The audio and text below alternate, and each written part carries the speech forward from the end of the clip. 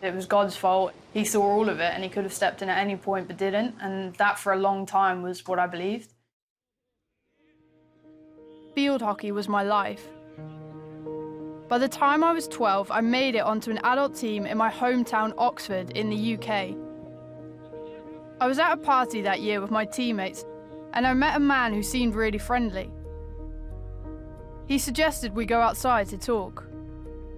Next thing I know, he was coming on to me, he was trying to kiss me. I became quite standoffish, pushed him away. He started getting a lot more aggressive and it kind of led to rape. I didn't tell anyone, not even my parents. I felt dirty, I felt embarrassed. You start thinking that it was your fault. I don't know at 12 years old how to turn around and say, look, Mum, I did this. Like, what if she doesn't let me play sport anymore? What if I'm not allowed to hang around with those people anymore? My mom was a Christian and had taught me about God, but it seemed to me that he was to blame.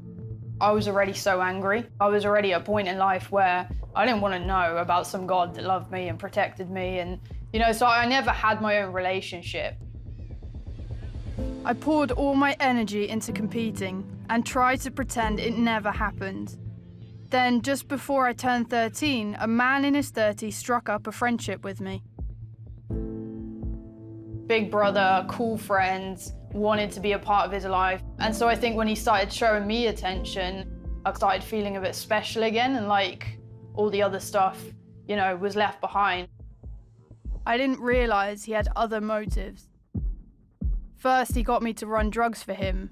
And then, when I lost some of his supply, he forced me into his other line of work as a sex trafficker. He told me that I had to start modeling. The first day it was with clothes, the second day it was without clothes, and I think by day 3 or 4, you know, you're sleeping with different men and it's this world that you don't even know how you got there. He and his friends found ways to stop me from going to the police. They walked through my house and held my little sisters, who were 6 months old, at gunpoint. You have such a fear of that. It stops you, like it stops you from doing anything about it. I think I was so messed up in the head at this point that I didn't know what involvement was my fault anymore. You know, I didn't know if this was all my fault. I felt trapped, and you just keep going, hoping that at some point, magically, everything's gonna go back to the way it once was. They also forced me to take drugs to make it easier for them to control me. It started off with them kind of like feeding me cocaine, and you know, I happily took that because quickly I realized that it numbed the pain. But then they would inject me with heroin against my will. I was being trafficked several times a week, and no one ever knew. I kept up appearances at school and at home. My parents' marriage was failing, and they were busy raising my 4 younger siblings.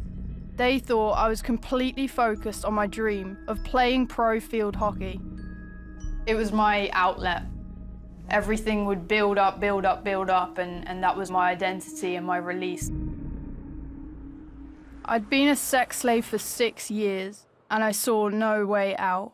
I remember having times where I've really cried out to God in complete desperate and hopeless times of just get me out of it. If you do exist, take me out, and if you do love me, like, why are you doing this to me?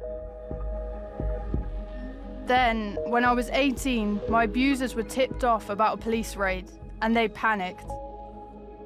I remember all the lights coming on, a lot of shouting. Someone dragged me out the bed and threw me in the back of the van, dropped me outside my house, said, if you ever speak of this, we know where your family is, we always know where you will be. I was out of the trap, but I wasn't free, not even close. I was playing for the international field hockey team, but I was still addicted to cocaine. And the trauma of the past 6 years had left me with a disorder where my mind disconnected from reality. I'd have absolutely no memory. I wouldn't know who I was, I wouldn't know where I was. I'd be found 30 miles away. No one knew what to do with me. Psychiatric treatment didn't help me. I was so angry, and I just wanted someone to blame. I've blamed friends, I've blamed people that should have seen, I've blamed myself. There's been so many cycles of different people I've blamed, and then I think the biggest person I blamed was God. Over the next couple of years, I started to open up about my past to people who I really trusted, and many of them were Christians. I encountered people that were so full of joy, so happy, on such a level that I'd never experienced, that for the first time I was like, there's more to life than just what I've gone through and how I feel right now. By the time I was 22, I was living with a Christian family, but when they found out I was doing drugs, they gave me an ultimatum that really shook me. You're either going to Mercy or I'm kicking you out my house. And I think that really, for me, was the point of I need to start turning my life around. Mercy UK is a Christian residential home in Yorkshire, England, that helps women in crisis put their lives back together. It was there that I really began to heal both physically and spiritually.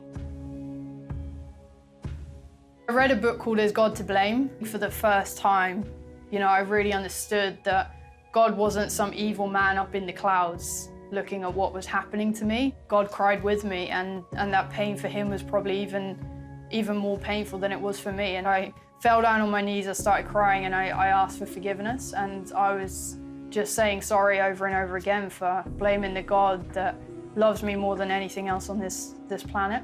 I started building up a relationship with Jesus, I started understanding who God was.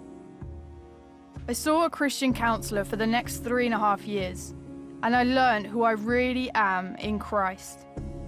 You start walking like someone else. You start walking of someone that wasn't once trafficked and abused every day, but actually someone that has a purpose for their life and, that's going to do great things in life.